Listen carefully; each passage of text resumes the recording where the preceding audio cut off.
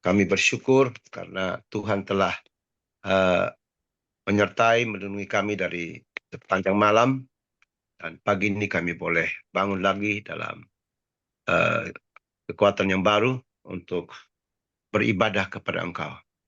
Bulan ini kami memulai sesuatu yang baru, tema yang baru, yaitu keluarga yang membangun relasi dengan Allah atau dengan Tuhan dalam ketaatan beribadah. Dan kami mau membahasnya, Bapa. Kami berdoa biarlah firman Tuhan ini menolong kami. Roh Kudus memberikan pengertian bagi kami, baik hamba-Mu yang menyampaikan maupun kami mendengar bersama. Terima kasih Bapa. Kami serahkan waktu dan firman-Mu ke dalam tangan-Mu. Dalam nama Tuhan Yesus Kristus kami berdoa.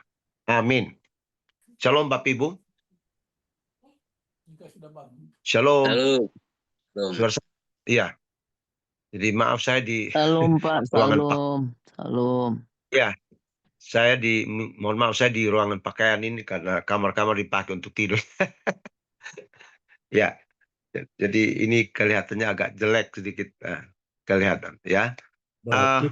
Pertama-tama saya mohon maaf.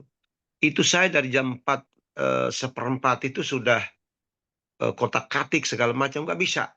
Makanya saya call sampaikan ke Ibu Ketua, Pak Raffles, Ibu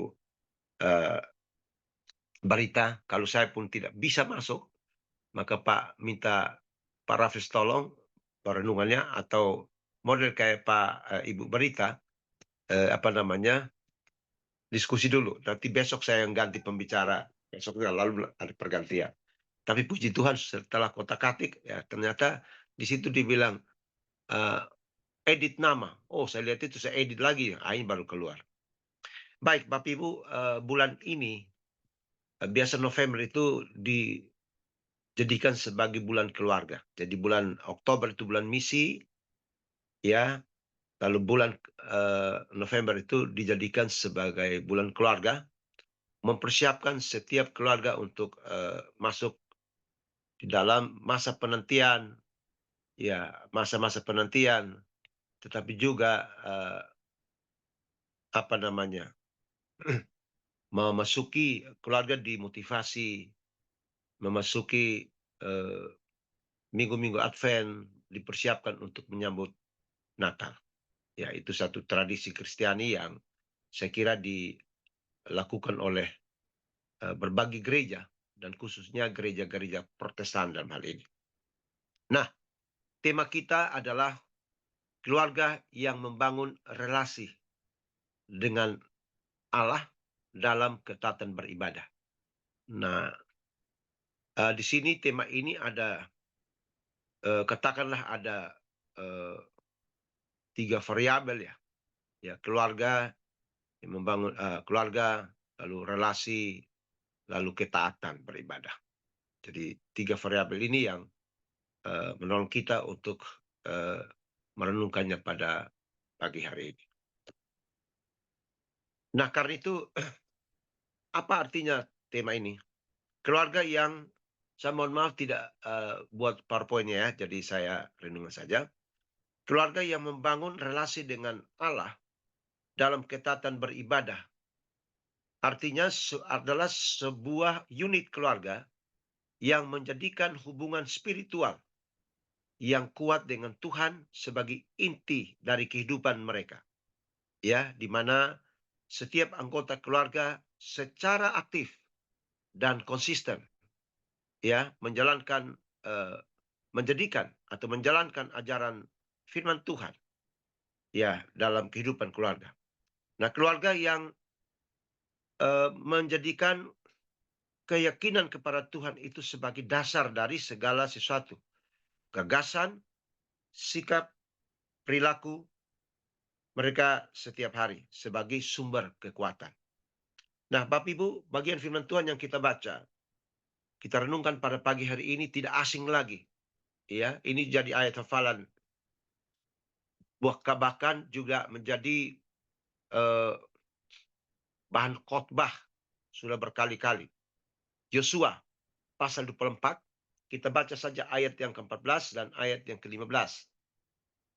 Ya, demikian Yosua 24 ayat 14 dan 15 berkata begini.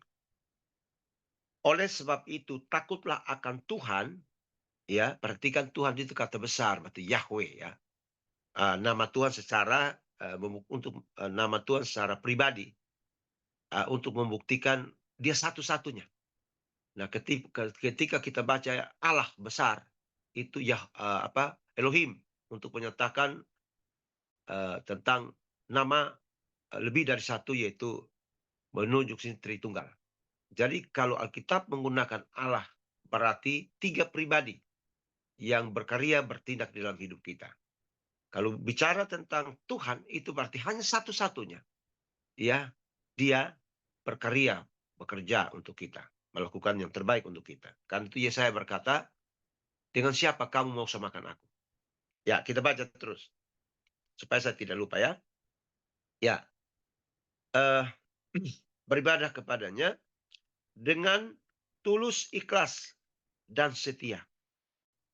Jauhkanlah Allah yang kepadanya nenek moyangmu telah beribadah di seberang sungai Efrat dan di Mesir dan beribadah kepada Tuhan. Perhatikan ayat 15.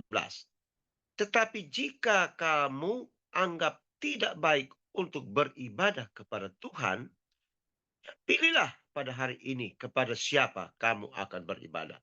Allah yang kepadanya nenek moyangmu beribadah di seberang sungai Efrat, atau Allah kecil orang Amori yang negerinya kamu diami ini. Perhatikan yang di bawah. Tetapi aku dan seisi rumahku, kami akan beribadah kepada Tuhan. Dahsyat Bapak Ibu. Nah Bapak Ibu, saya kira kalau kita bicara tentang latar belakang Yosua, semua sudah tahu. Ya, Yosua adalah seorang pemimpin besar. Ya, sebelumnya dia menjadi sekretaris pribadilah Musa itu. Dia hanya bawa-bawa tas Musa kemana-mana. Ya, Musa cara Musa memimpin, cara Musa berperang melawan Median, dan sebagainya. Jadi, Yosua itu sudah lihat, oh ini caranya begini toh. Nah, tapi ketika terjadi perubahan kepemimpinan, ya, ada orang-orang 12 suku Israel itu punya orang hebat masing-masing setiap suku. Jadi dari semua suku 12 suku itu, ya setiap suku dengan orang-orang hebat yang akan berkata begini, oh pasti kami yang akan ganti. Saya yang pasti ganti Musa. Ya, tapi ternyata satu pun enggak. Yosua itu siapa? Dia hanya istilah saya sekretaris pribadi, pembantu Musa kok. Ya, tapi endingnya ketika terjadi perubahan tampuk kepemimpinan itu, tidak ada satu pun dari orang-orang hebat dari 12 suku itu yang diangkat menggantikan Musa. Tetapi justru Yosua lah yang memenuhi syarat, yang memenuhi kriteria untuk menggantikan Musa. Ya, karena Musa, ya bagi saya sudah capek ya. Kesian 40 tahun. Ya, Tuhan bilang kamu berhenti saja. Dan Yosua lah kita tahu bahwa dialah yang memimpin bangsa ini menuju ke Kanaan. Dia harus berperang melawan Kanaan selatan, utara, barat, timur. Ya, dia mengalahkan kota Ai, Jericho, ya disikat habis tanpa pakai senjata dan sebagainya. Dan kemudian mereka memasuki tanah Kanaan. Ya, kalau kita belajar di Yosua pasal 1 atau pasal 3 itu, kita lihat bagaimana Yosua mempersiapkan bangsa Israel untuk masuk tanah Kanaan. Ya, mereka pagi-pagi benar memperhitungkan bagaimana cara dia memimpin jemaah itu Israel. Ya, ketika air Sungai Yordan itu arusnya begitu luar biasa, Tuhan suruh dia harus tunggu 3 hari lagi dulu. Ya, ketika arus itu berhenti baru masuk. Jadi singkatnya, pada akhirnya Yosua berhasil membawa umat Israel, bangsa Israel masuk ke Kanaan. Ya, lalu dia bagikan semua bangsa Israel 12 suku tuh. Maka kalau kita ke sana ada bed ini itu dan itu tempat rumah ini, rumah ini. Ya, tetapi Yosua sendiri tidak dapat apa-apa. Ini pemimpin yang luar biasa. Pemimpin yang tidak berambisi, pemimpin yang memberikan atensi kepada orang-orang yang dipimpinnya. Dia bagi semua tanah buat mereka, dia nggak dapat. Ya, jadi sampai mereka kaget, loh kok kita dapat semua pembagian, kok pemimpin kita tidak. Bagi Yosua bahkan itu yang terpenting. Ketika Yosua bawa mereka sampai ke tanah Kanaan, kesimpulan akhir yang penting bagi Yosua itu adalah, ya mereka harus membangun relasi dengan Tuhan. Karena apa? Tuhan sudah buat mereka berhasil. Tuhan sudah menuntun mereka dalam perjalanan begitu panjang. Harus melewati peperangan yang begitu berat, melawan bangsa-bangsa raksasa dan sebagainya. Jadi Yosua bilang, Tuhan yang pimpin kamu, Tuhan yang pimpin kita, Tuhan yang berhasil membawa kita ke tanah Kanaan itu. Jadi hal yang paling utama adalah bagaimana kita membangun relasi dengan Tuhan dalam ketaatan beribadah. Sudah sangat jelas. Ya, kalau kita lihat konteks sebelumnya, sejarah ceritanya menarik sekali. Ya, tapi saya ambil ayat 14 sampai 15 itu. Oleh karena itu. Nah, artinya oleh karena itu adalah statement yang menyatakan tentang konteks sebelumnya. Ya, disuruh memimpin ini dan sebagainya dan sebagainya. Oleh karena itu, kan sudah masuk. Oleh karena itu, ya, oleh karena itu, takutlah akan Tuhan dan beribadahlah kepadanya. Dengan apa? Dengan tulus, ikhlas, dan setia. Jauhkanlah, dia minta supaya jauhkanlah ilah-ilah yang kepada mereka, nenek moyang mereka beribadah. Ya, dan pada akhirnya Bapak Ibu, ya, dia bilang, terserah, ini pilihan soal pilihan. Ya. Nah, tapi sebelum saya ke sana, saya mencatat beberapa hal penting di sini. Ya, tadi tujuan. Ya, tujuan apa tujuan untuk membangun relasi dengan Tuhan? Ya, yang pertama alasan mengapa harus membangun relasi dengan Tuhan dalam hal beribadah. Yang pertama adalah ini soal pilihan, ya, soal pilihan, ya, dan itu menekankan tentang pentingnya membuat sebuah keputusan, ya, keputusan yang bijak dengan tidak ragu-ragu. Yosua katakan, pilihlah pada hari ini kepada siapa kamu akan beribadah. Ya, jadi relasi dengan Tuhan bukanlah sesuatu yang terjadi secara kebetulan. Melainkan itu merupakan hasil keputusan hati, hasil pilihan aktif secara anggota keluarga, ya, yang dipelopori oleh kepala keluarga. Jadi kepala keluarga harus berperan. Ya, nanti kita lihat itu. Ya, itu alasan pertama adalah pilihan yang bijak. Nah, dalam hidup ini Bapak Ibu kita diberikan pilihan-pilihan. Pilihan yang terbaik. Kemarin saya masih khotbah tentang masalah kejadian pasal 13 ya. Ya, Lot dan Abraham. Abraham suruh Lot memilih. Berikan kebebasan yang terbaik untuk apa? Hak memilih yang terbaik dalam keluarga. Ya. Jadi dia katakan kepada bangsa Israel semua merupakan keluarga besar Allah. Pilih deh. Kepada siapa kamu beribadah? Lalu kemudian di ayat sampai ayat 15 ya. Dia masih ayat 14 dan ayat 15 masih berkaitan satu dengan ada tantangan. Tapi kemudian perhatikan dikatakan, tetapi aku dan seisi rumahku, kami akan beribadah kepada Tuhan. Ya, Yosua memberikan pilihan buat mereka. Ini pilihan. Silakan kamu pilih. Tidak terpaksa kok. Kepada siapa kamu beribadah? Kau sendiri. Siapa yang mimpin kamu ke sini? Dialah yang kamu harus beribadah. Kepada Allah-Allah yang ilah-ilah yang kamu nenek moyang menyembah dulu. Atau kepada siapa? Ya. Tapi dia katakan apa? Ya. Ini tetapi aku. Ya. Nanti kita lihat hal yang kedua. Ya. Itu luar biasa itu Bapak Ibu. Ya. Tetapi aku dan seisi rumahku beribadah kepada Tuhan. Nah, itu luar biasa.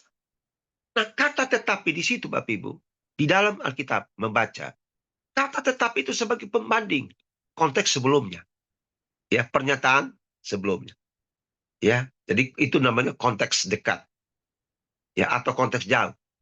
Nah, ketika Yosua berbicara kepada semua bangsa Israel dan sudah membagikan tanah, dia memberikan, coba lihat, kamu saksikan siapa yang pimpin kamu dan pilih siapa yang kamu beribadah.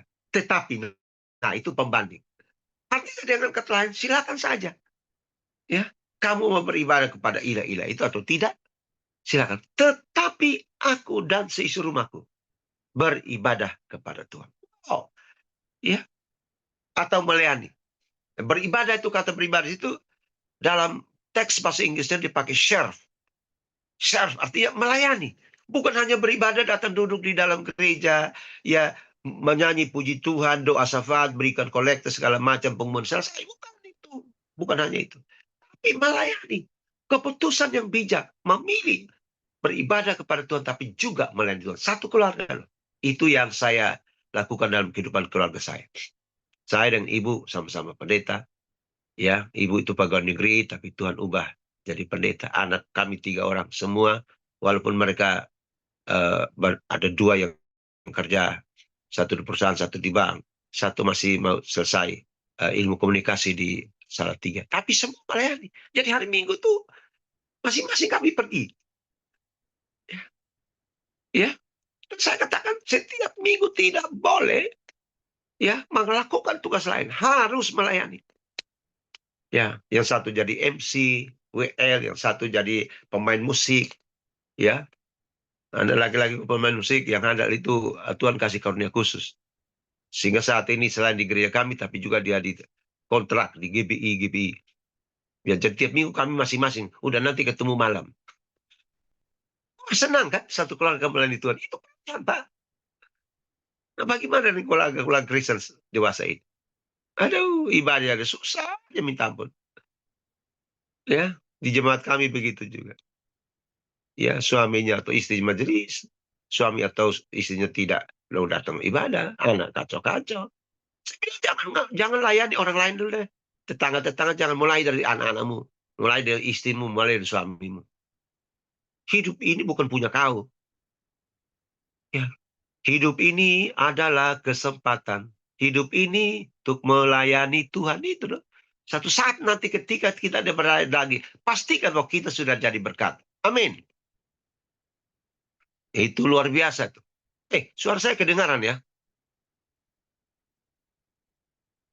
Halo? Ada kedengaran, Pak, ada. Kedengaran, Pak. Iya, soalnya seperti surga terdiam sebentar. Jadi kita santai aja, Pak. Nah, jadi hal pertama itu adalah pilihan. Pilihan yang bijak. Kita diperhadapkan dengan berbagai pilihan untuk memilih yang terbaik. Apa yang kita pilih yang terbaik dalam keluarga kami? Kita. Dan saya katakan kepada keluarga kami, pilihan terbaik adalah kita harus melayani Tuhan. Yang kedua, ini prioritas Bapak Ibu. Ya, prioritas. Prioritas keluarga tersebut, ya, keluarga kita memprioritaskan ibadah dan ketaatan kepada Tuhan di atas segala hal, termasuk tradisi nenek moyang atau pengaruh budaya sekitar. Ya, lihat-lihat orang Amori dikatakan tidak ada kompromi dan hal kesetiaan kepada Tuhan itu yang hidup dan benar. Itu prioritas. Utamakan Tuhan. Iya kan? Utamakan Tuhan di atas segala-galanya. Nah, kembali kepada pilihan. Ketika kita diperhadapkan satu saat, ini saya buat analogi. Bapak, Ibu, Saudara, kita diperhadapkan dengan 2 kepentingan yang sama. Ya, pesta keluarga. Keluarga dekat lagi. Di saat yang sama, Bapak, Ibu, atau kita harus melayani. Harus melayani. Pilih yang mana? Ya, mau pilih yang mana? Mau ikut itu pesta? Atau dalam waktu yang sama harus melayani? Atau mungkin kita bilang, saya ganti aja.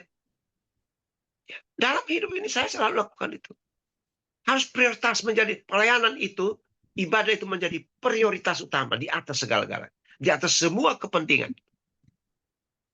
Ya, dan kita tahu satu waktu ada seorang muda datang kepada Yesus, minta supaya diikut Yesus. Tuhan, aku mau ikut Engkau, tapi izinkan aku pergi untuk papaku sakit, mati lagi.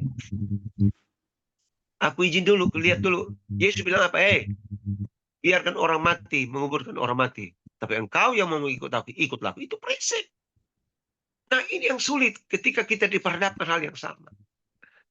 Kita mau yang mana? Ku pilih yang mana semua, karena semua istimewa.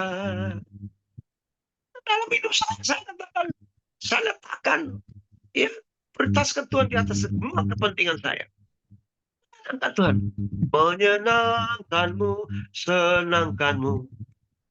Ya kan? Kita menyenangkan hati Tuhan. Saya pernah beberapa kali tidak menghadiri acara-acara penting lain dalam keluarga dan sebagainya. Karena saya harus melayani di waktu yang sama. Jadi itu prioritas, Pak. Ya. Yang berikut adalah apa? Alasan berikut adalah karena ini merupakan komitmen bersama. Ya, keluarga. Keputusan untuk beribadah kepada Tuhan mencakup seluruh anggota keluarga. Dari orang tua hingga anak-anak dan hamba-hamba. Ya, seisi rumah. Ya, seisi rumah, Bapak Ibu. Yang tadi saya singgung. Dan itu menunjukkan tanggung jawab bersama dalam membangun relasi dengan Tuhan. Membangun iman dan spiritualitas keluarga. Itu penting. Ya, komitmen kita. Apa? Ya, seisi rumah. Jadi semua harus punya komitmen yang sama. Kalau satu ke kiri, satu ke kanan, satu ke utara, satu ke selatan. Repot. Abraham ketika disuruh memilih, Lot memilih, mereka bikin komitmen bersama. Oke deh, pilihlah. Kalau kau ke utara, aku ke selatan. Kalau kau ke kiri, aku ke kanan. Kalau kau ke timur, aku ke barat. Pilih dulu. Ya, kesempatan silakan deh pilih. Tapi kita sepakati bersama dulu. Dan Lot bilang, begitu kalau saya pilih ke timur aja dah. Lembah Yordan yang begitu hijau, airnya mantap dan sebagainya. Tapi jangan lupa, ya, yang terbaik menurut kita belum tentu terbaik menurut Tuhan. Dan kita lihat bagaimana pilihan dia. Ini saya kembali dari tadi lagi. Mesti melihat semua bagus, tapi endingnya apa? Waduh, sengsara, Pak. Sengsara. Tapi Tuhan baik. Lot Abraham baik, seorang om yang baik. Itu keponakannya dia, anaknya Haran. Dia bawa sama-sama kaya. Daripada kita berantem, gembala kita, pisahkan diri. Dan komunikasi. Ya, ada komunikasi. Ayo, tadi ini komunikasi. Ya, Yosua berkomunikasi dengan mereka. Memilih yang terbaik. Ayo, punya komitmen. Harus punya prioritas utama. Ya, terserah. Saya sudah sampaikan itu, tapi terserah kamu.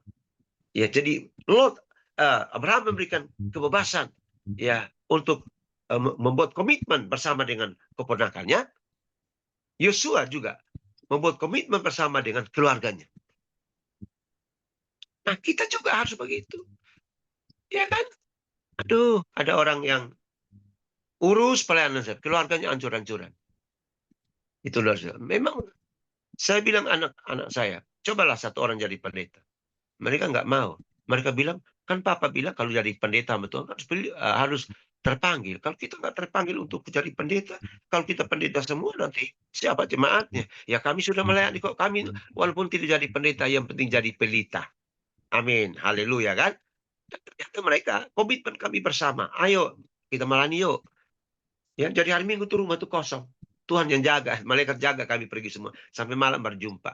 Masing-masing dalam pelayanan, Bapak Ibu. Ya, saya bukan menonjolkan diri, itu hanya contoh saja. Bagaimana kita membuat komitmen dalam keluarga itu.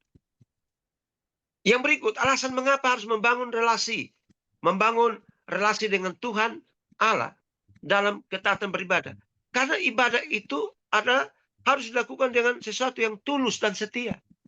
Ya, ibadah yang dimaksud bukan sekadar ritual kosong, melainkan berasal dari hati yang tulus ikhlas, didasarkan pada rasa takut akan Tuhan. Ya, harus tulus. Bapak Ibu, kita beribadah itu harus dari hati. Semua bersumber di hati. Ya kan? Kita melayani juga harus dari hati. Kita datang beribadah juga harus dengan hati. kita memberikan persembahan perpuluhan apapun harus dari hati. Kita memberikan waktu harus dari waktu. Kita mendedikasikan semua yang ada pada kita kepada Tuhan harus dengan hati. Roma 12 ayat 1, persembahkanlah tubuhmu sebagai persembahan yang hidup, ya kan, yang kudus dan yang berkenan kepada Allah. Tuhan nggak butuh mayat kita, Tuhan butuh hidup kita. Tuhan nggak butuh penampilan depan kita, Tuhan butuh hati. Ya, Tuhan butuh kita mengasihi Dia dengan hati, bukan dengan segala kekayaan kita. Biar itu kedua, ya, Amsal pasal 3, muliakanlah Tuhan dengan segala harta bendamu. Itu ketiga, itu kedua. Tapi yang pertama, Tuhan butuh hidup kita, Tuhan butuh hati kita. Dan ibadah kita harus kudus. Ibadah, semua sebagian besar ibadah, ya itu hanya ritual. Tapi pertanyaan, kudus enggak? Dengan tulus lakukan enggak? Kalau kita memberikan perpuluhan, memberikan hati, semua termasuk hidup kita hanya setengah-setengah, itu berarti kita membuat perhitungan dengan Tuhan. Tuhan tidak pernah buat perhitungan dengan kita. Yesus mempersembahkan seluruh hidupnya kepada Tuhan. Sampai di atas kayu salib. Perjuangan dari Taman Getsemani. Dimulai dari Taman Getsemani. Perjuangan itu begitu berat. Sampai di atas kayu salib. Dan dia berkata, tetelestai, sudah selesai. Dia berikan hidupnya, mengorbankan seluruh hidup. Ya, ini luar biasa. Bapak Ibu, Tuhan hanya butuh kita, hati kita, waktu kita, tenaga kita berikan terbaik. Kita mau berikan perpuluhan berapa miliar pun. Kalau itu hanya sekedar untuk supaya orang tahu bahwa kita adalah donatur. Kalau orang tahu, oh ternyata dia orang kaya. Oh ternyata dia orang mampu. Tidak ada nilainya. Satu waktu saya saksikan seorang bapak. Ya, 5 menit lagi. Seorang bapak. Dia datang gereja. Pakai jas. Saya pikir dia pendeta atau majelis. Padahal orang biasa. Orang kaya ini. Ketika kolektor berjalan, dia cabut. Ya, dia cabut dompetnya. Ini kebetulan dompet saya ada. Ya, cabut. Apa nih? 100. Ini sok-sokan. Ya kan? Nah, kolektor itu apa namanya? Kantongnya biasa 4. Jadi dia cabut satu-satu. Ini kebetulan uang saya 400. Kolektor 1, 2, 3.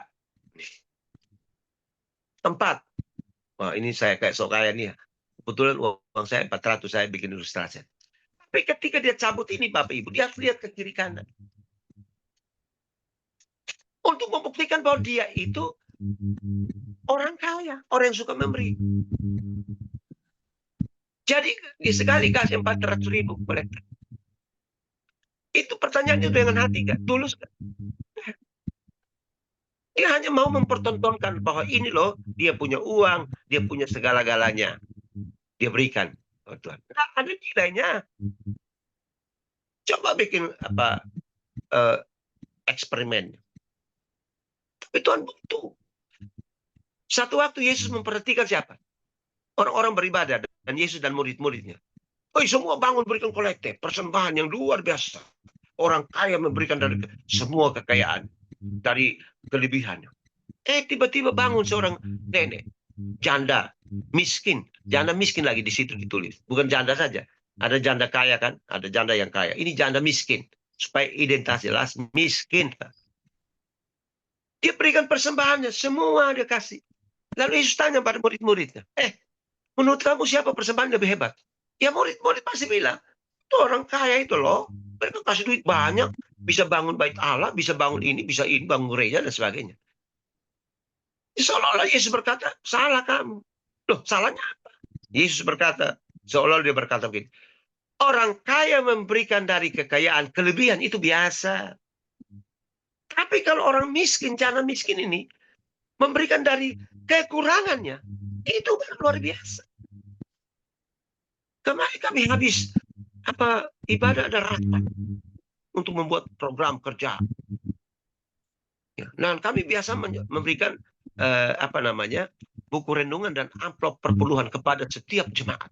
Lalu ada majelis bilang begini, Pak, pendeta atau kita semua di sini, kalau orang janda-janda miskin itu atau orang-orang yang apa, nggak usah kasih amplopnya. Saya bilang tak kasih. Dia hidup dari mana? Ya, hidup dari daun. Pasti hidup dari uang. Apa uang anaknya? Ya kan? Apa uang keponakan atau saudaranya? Ya. Jadi saya ajarkan jemaat pemulung, kalau penghasilannya dapat 1 juta 1 bulan misalnya, kasih keluar 100. Ya, sebagai ungkapan syukurmu. Tuhan minta 10%-nya doang kok. Bukan Tuhan minta 900-nya, kasih 100. Sebagai apa? Pengertian sebagai ungkapan syukur, terima kasih. Jangan dipotong-potong saja jemaat. Kalau gaji 10 juta, kasih keluar 1 juta. Gajimu 100 juta, kasih keluar 10 juta. Nggak boleh dipotong-potong. Saya anti kalau dibilang, yang penting kasih. Yang penting kasih apaan? Potong-potong haknya Tuhan. Ya, saya masih tidak suka hamba Tuhan mengajarkan perpuluhan. Itu nggak boleh lagi. Ya, itu untuk gereja-gereja yang mewah-mewah ya silakan, yang kaya silakan, nggak usah.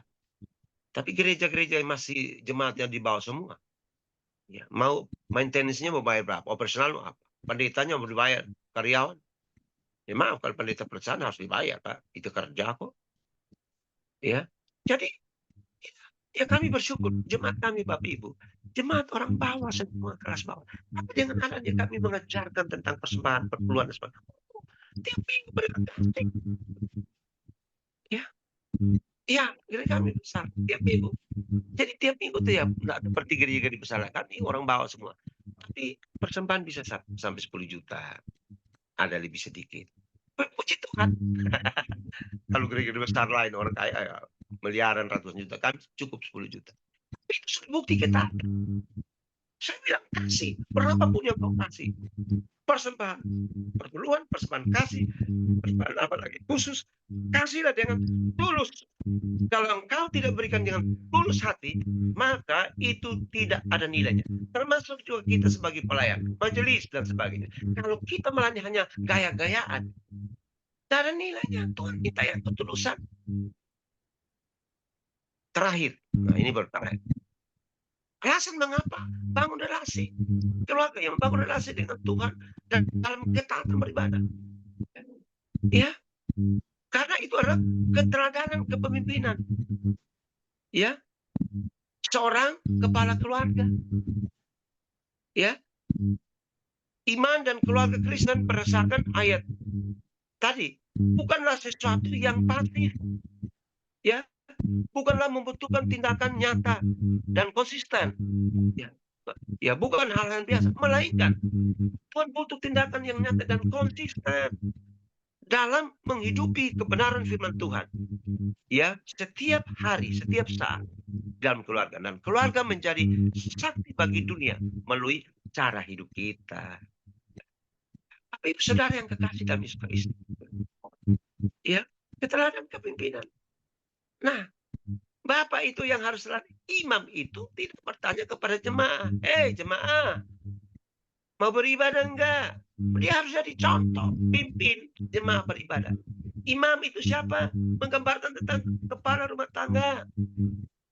Ya, kita tidak perlu bertanya kepada istri anak, mau ibadah enggak? Bikin keputusan ibadah. Sesuaikan jam berapa? Lihat kesibukannya. Ya, semua sibuk selesai ibadah. Jadi kalau yang memimpin, saya lihat di mana-mana ibu-ibu yang memimpin bapak. Kasihan memang di satu Korintus itu orang ibu yang beriman ya bisa bawa suaminya. Suami model apa? Jadi begitu Bapak Ibu Saudara ya. Kepemimpinan kita harus jadi teladan, bapak-bapak ini harus jadi teladan. Malulah kalau ibu yang jadi teladan. Ya, malulah kalau anak kalau dari dalam kita jadi teladan bagi keluarga kita dalam hal beribadah, dalam hal bersikap, dalam hal pekerjaan apapun. Kita harus jadi teladan untuk mereka teladani. Ya, kita yang ada dua, memberi teladan atau menjadi teladan. Ya, dua-duanya penting. Tapi yang penting bagi saya adalah bukan memberi teladan saja, tapi menjadi teladan. Itu yang paling sulit. Kalau memberi teladan, saya bisa saja katakan, maaf saya menggunakan ketua. Coba lihat Ibu, coba lihat Ibu Anita, oh beliau tuh luar biasa, seorang pengusaha, seorang politikus, mantan politikus, seorang tapi dia mau melayani dan sebagainya. Coba kita itu memberi teladan salah nggak? Nggak salah, ya. Tapi kita pakai orang lain. Yang benar adalah kita yang harus tidak hanya memberi teladan, tapi kita harus menjadi teladan. Ini loh, teladan dalam kepemimpinan, memimpin keluarga kita. Pastikan Bapak Ibu dalam keluarga kita tidak ada yang ngaco-ngaco. Anak, banyak orang. Ada pendeta yang dulu bekas broken home sih. Semua broken home. Setelah jadi pendeta, dia juga tidak jadi berkat buat anak-anak. Ya, itu luar biasa. Ada satu pendeta di Amerika, jemaat 10.000 orang. Waktu dia mati, orang tuh istilahnya tidak pernah nangis. Karena apa? Mereka bilang, ya, selama hidup Bapak hanya urus jemaat, kami keluar dibiarkan. Sampai anak-anaknya broken home, narkoba. Teladan apa yang diberikan? Yosua menjadi teladan. Tidak hanya bagi bangsa Israel dalam skop yang besar. Tapi dia menjadi teladan dalam keluarganya, unit yang kecil. Istri, anak semua dipimpin untuk beribadah kepada Tuhan. Harus, wajib beribadah kepada Tuhan. Jadi poinnya sih saya mau katakan bahwa mari Bapak Ibu, Bapaklah kita, Bapak-Bapak lah yang harus menjadi teladan kepemimpinan dalam keluarga kita. Membangun keluarga kita untuk beribadah, membangun relasi dengan Tuhan. Ya, kalau orang tidak terbiasa, Bapak Ibu biasa-biasa. Tapi kalau kita sudah terbiasa membangun relasi dengan Tuhan, satu hari saja kita tidak, satu pagi saja kita tidak beribadah kepada Tuhan. Sesuatu kurang seperti ini. Bagi saya, kalau tiap kali saya nggak ikut ini, padahal sibuk berbagai kesibukan. Tapi harus gunakan dulu itu komitmen. Jadi Bapak Ibu Saudara, dari ayat 15 ini mengajarkan kita bahwa keluarga yang membangun relasi dengan Tuhan adalah keluarga yang bersatu dalam tekad untuk menjadikan Tuhan sebagai pemimpin dan pedoman hidup yang diwujudkan melalui ketaatan beribadah dan penolakan terhadap semua bentuk kepentingan lainnya demi hormat dan kemuliaan bagi nama Tuhan. Tuhan memberkati kita. Mari kita berdoa. Bapa di surga, terima kasih. Kami sudah belajar dari keluarga Yosua yang memberikan contoh untuk belajar sebagai keluarga yang membangun relasi dengan Tuhan setiap waktu dalam ketaatan beribadah. Baik ibadah minggu, pelayanan, dan lain sebagainya. Terima kasih Bapak, kami rindu supaya bulan keluarga ini benar-benar setiap firman Tuhan jadi berkat bagi kami keluarga. Supaya tidak hanya kami melihat orang lain, tetapi biarlah keluarga kami menjadi teladan. Terima kasih Bapak di sorga untuk alasan-alasan yang sudah kami sebutkan. Kami mau membangun relasi dengan Engkau karena itulah pilihan yang bijak. Karena itulah prioritas utama. Karena itulah komitmen kami bersama. Dan itulah adalah ibadah yang tulus dan setia kepada Tuhan. Dan itulah keteladanan, kepemimpinan di dalam kehidupan keluarga. Dalam nama Tuhan Yesus Kristus, kami sudah mengucap syukur kepada Tuhan. Amin. Ya, mohon maaf karena kelewatan sedikit karena waktu kita tadi telat. Ya, saya sering kembalikan kepada Pak Raffles atau Ibu.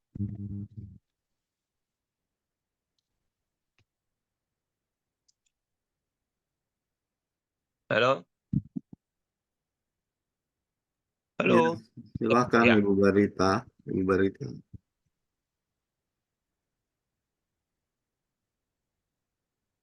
Ibu Berita?